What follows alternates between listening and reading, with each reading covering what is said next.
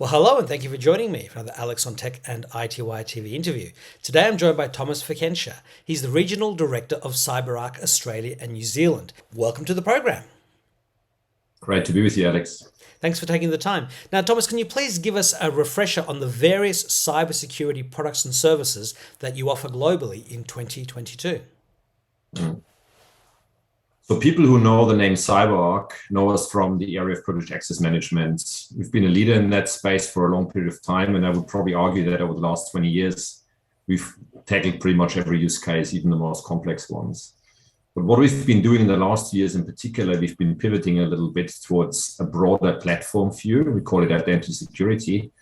And what we've done, we still keep those privileged controls, these intelligent privileged controls at the center of our philosophy, but we're extending it out now to pretty much every identity, regarding whether it's a workforce identity, an external third-party identity, a machine identity. So we're covering all identities, but we're also covering all resources, whether it's applications, data, endpoints on any environment, operational technology environments, classic data centers, but also cloud environments. And that philosophy allows us to tackle multiple different use cases. So it's workforce access, it's endpoint management, it's secrets management, it's privileged access management, but it's also identity automation orchestration. So it's a broader application of our core knowledge of privileged access management into the broader world of identity. And that's where CyberArk has been going. And we're also wrapping services around that. So customer success services, security architecture services, things like health checks, and a strong support services model. So that's pretty much where we're heading. Well, it's a broad range of offerings. We need them more than ever before. I mean, you just had the CyberArk Impact event in Sydney, which follows the local event in Boston. And so, what were the themes of the event, which came after a string of high-profile companies suffering alarming data breaches? They keep coming hard and fast, don't they? Yeah. It's pretty crazy. So what we've been exploring and we discussed at the event is this concept of digital transformation and the consequences of transforming businesses digitally, right? And a lot of what you saw in those breaches is also a consequence of that. As soon as we start to open up data assets and provide access to all sorts of resources to a bigger population, whether that's humans and customers and third party, as soon as we start to integrate supply chains, as soon as we're shifting workloads to the cloud, as soon as we start to release more applications very quickly, that stuff comes with consequences. We call those consequences cybersecurity debt.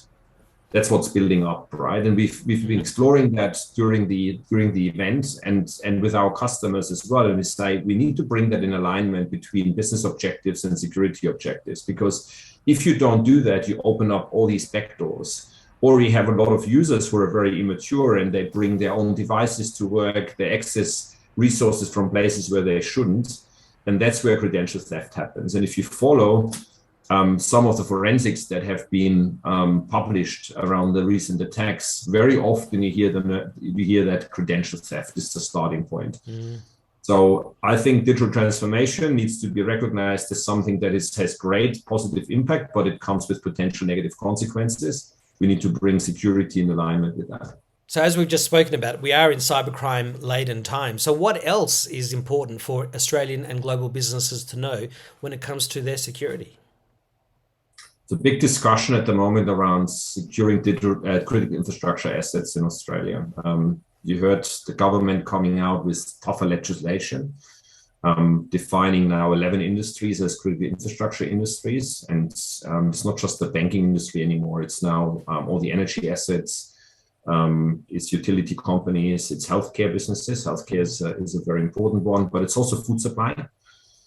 So all the essential services that we all rely on need to be secured. And our job as a cybersecurity vendor is to get our heads around what do we need to prioritize.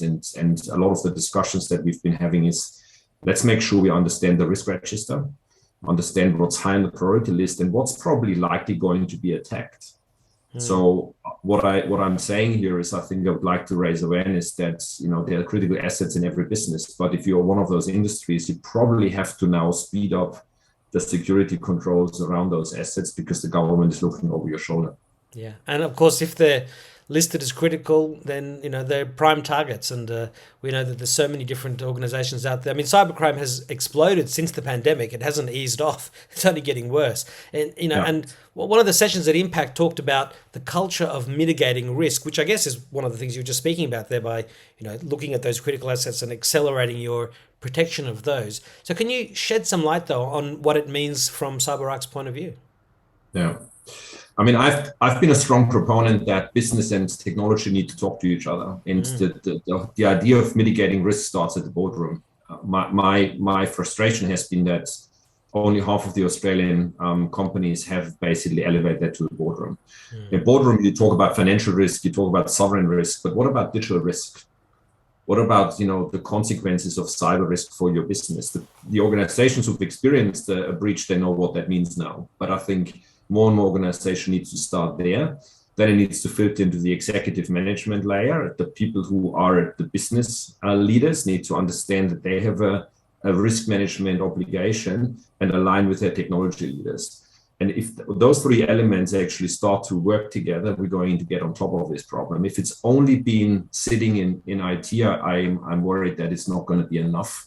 So for me, risk mitigation is relevant for all layers of a business, but it's also relevant for the industry you operate into a particular business model. If you're a mining business and it's all about your supply chain effectiveness, then your risk probably sits in supply chain disruption. If you're a financial services organization and you collect a lot of information from your customers and you hold banking details, then the risk sits in the assets of customer information and financial transactions. So it's relevant to the business model, it's relevant to the industry. And I believe that's the why we need to look at it. And every part of the business needs to be aligned to tackle it. I remember years ago that IT was new, the internet was new, and there was a division for it. And over time, it became obvious that that wasn't just the internet part of the business, or that wasn't the technology part of the business. The entire business became a technology business. Didn't matter what they did; it was a technology business.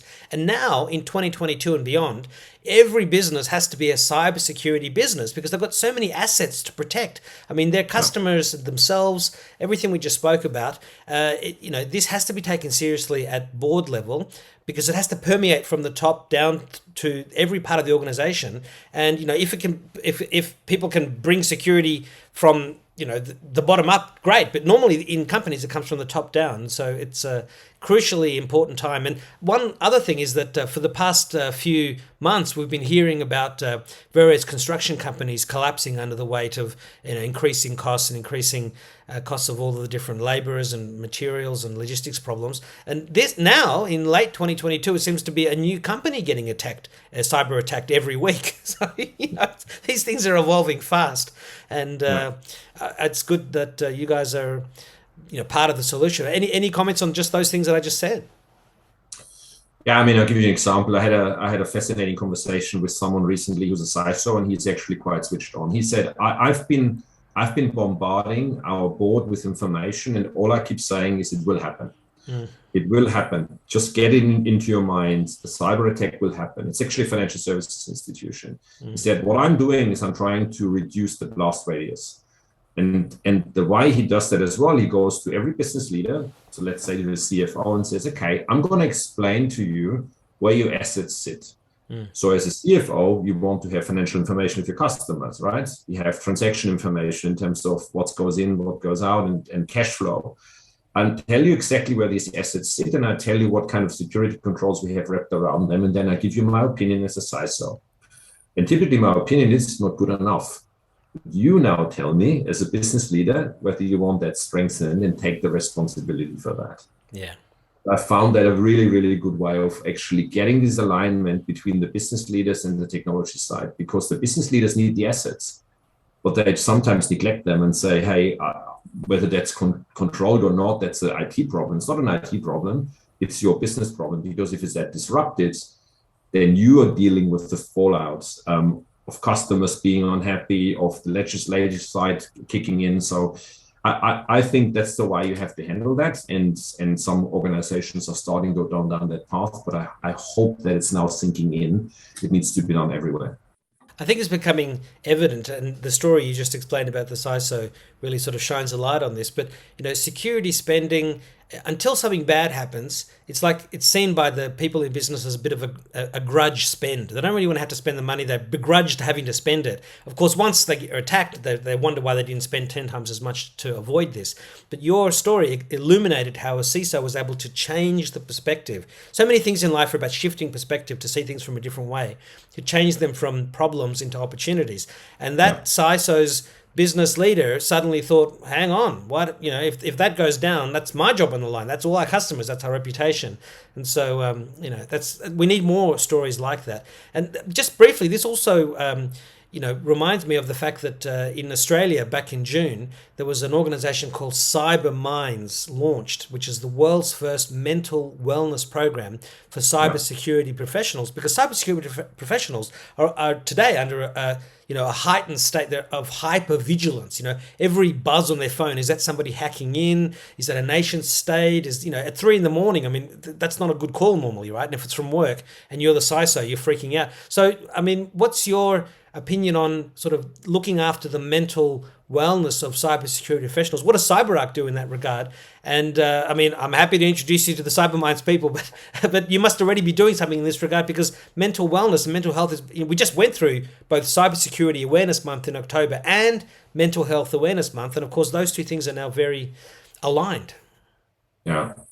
Yeah, I agree. I mean, the problem is you never have a feeling that you achieve something, because you're always behind the eight ball. So you're running behind, and that's a really hard feeling. And I think that drives anxiety, and then the pressure comes from some executives or from the legislative side, and people or a hack attack, or the worst case is an attack. Then your life turns into a nightmare.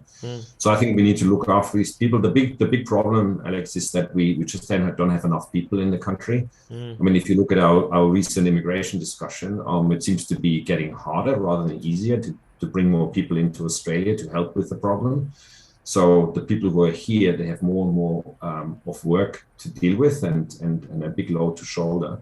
So that's an issue. I believe, again, if you extend that out to make it a responsibility for a broader set of executives, and not just say, hey, I'm pointing my finger at the CISO and the tech team, I think that will probably reduce that mental anxiety a little bit.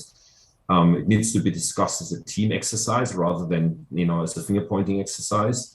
And from our perspective as a vendor, we just need to make sure we bring more people into the space, because the more we have, the more qualified resources, I think, the more we can deal with the problem. At the moment, it's just too streamlined on a limited amount of group of people who are overloaded, overburdened.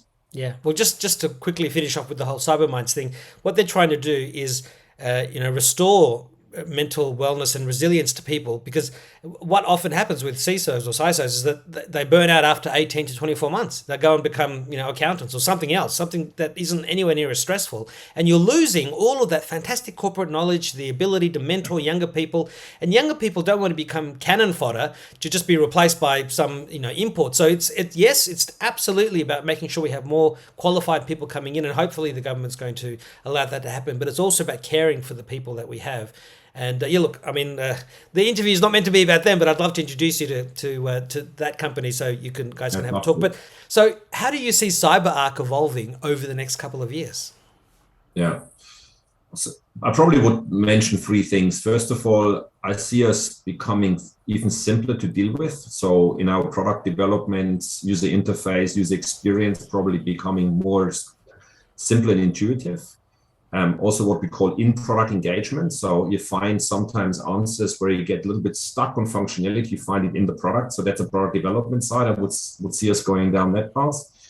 We're doing a lot of heavy lifting to become more customer-centric. And that's like, more voice of the customer. We're even co-designing with our customers in terms of the functionality.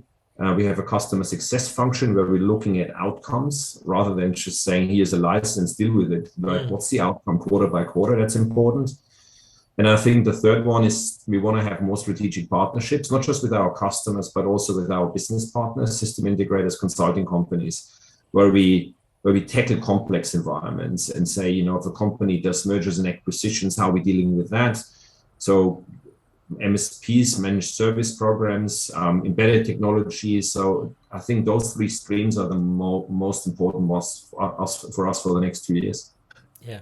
Oh, absolutely. Well, I mean, becoming a better partner and helping your customers to, truly use all the features and benefits, and making sure that all of your, system integrator partners, everybody else is working in as cohesive a manner as possible. That'll get companies to want this. It's not a grudge spend. It's something that is, an investment in their future and in the future of their customers.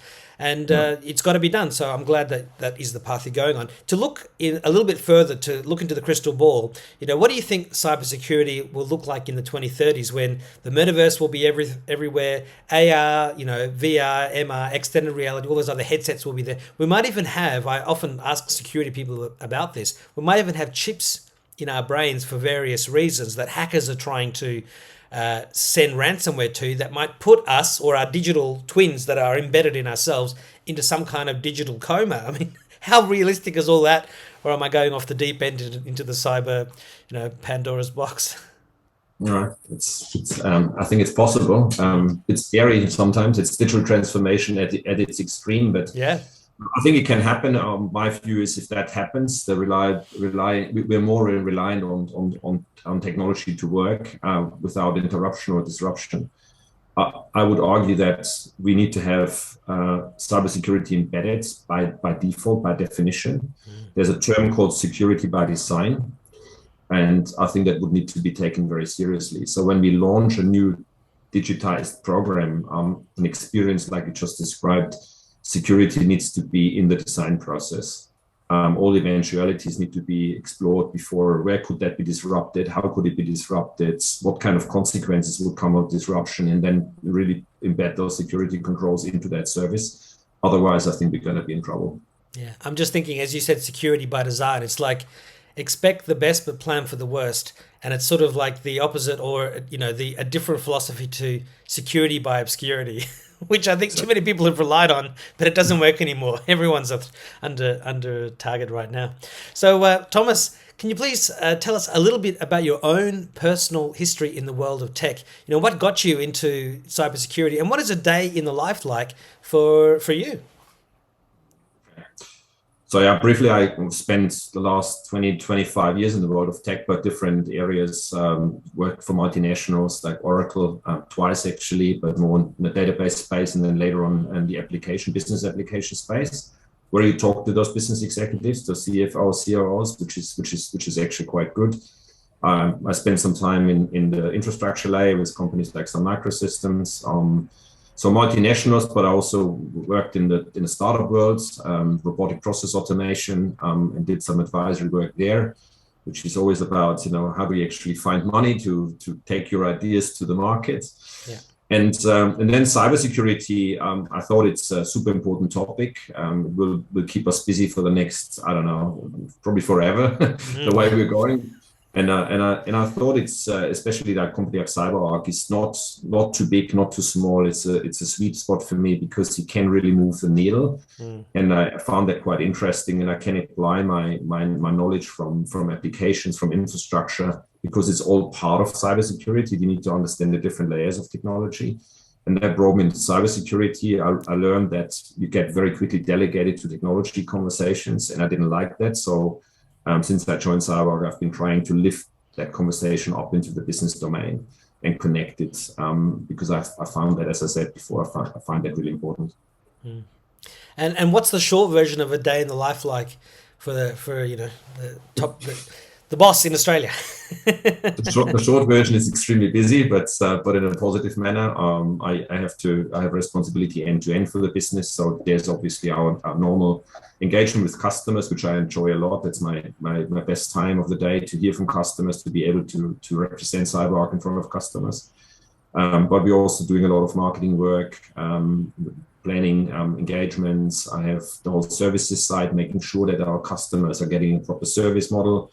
If we have problematic engagements, escalation management to our support services teams, planning the business for next year, making sure that our offices are in shape. For example, we're moving office in Sydney to a new office post-COVID, very different office environment we have to create. Yeah. So it's a full responsibility end to end. It's quite enjoyable, but pretty hectic at times. My second last question is to ask if you could please share some of the best advice you've received in life to help you get where you are today. Yeah, so best advice is be aware of your limitations. And I think this is this concept of authenticity. Don't pretend, but just admit that there are things that you're not so good at. There are certainly always things you're good at, but there's also things you're not that good at. And then surround yourself with people who can complement you and build a team, right? That's the best advice. I've seen too many times leaders trying to be everything to everyone, and that never works. And then you spread yourself too thin, and typically ends up with average results. I've learned that I don't do that. I say there are certain things I have help and I need help, and I think that's the best advice I've received early in my career. So what is your final message for iTWire viewers and readers, and for your current and future customers and partners? Well, the first one I would say, let's take this topic very seriously and respect our customers more. So I find it quite astounding that more than 50% of Australians have now been exposed to some form of a data breach. I don't think that's good enough, and I think we need to take our customers more seriously and take these topics more seriously. And again, it goes up to the boardroom and it goes up to executive management. And I think that's important for me to say, and then start today. Don't believe you have time. I mean, the Australian Centre for Cybersecurity would tell us every 7 minutes there is an attack, there's a breach somewhere. That tells you that the likelihood that someone is in your networks and spying around is very high. So start the journey today and don't procrastinate or postpone that any further. That's probably the two key messages I would leave you with. Astute advice and very timely, and people just have to open their eyes and see the reports every week of yet another company, a provider to the Department of Defense got hacked. If they can get hacked, I mean, it's crazy. So we need the work and the help of cybersecurity companies and professionals more than ever before. So Thomas Fikentscher, Regional Director of CyberArk Australia and New Zealand, thank you very much for your time. I do hope we can speak again in the future, and best of luck. Thanks for having me, Alex. Thank you very much. Bye-bye.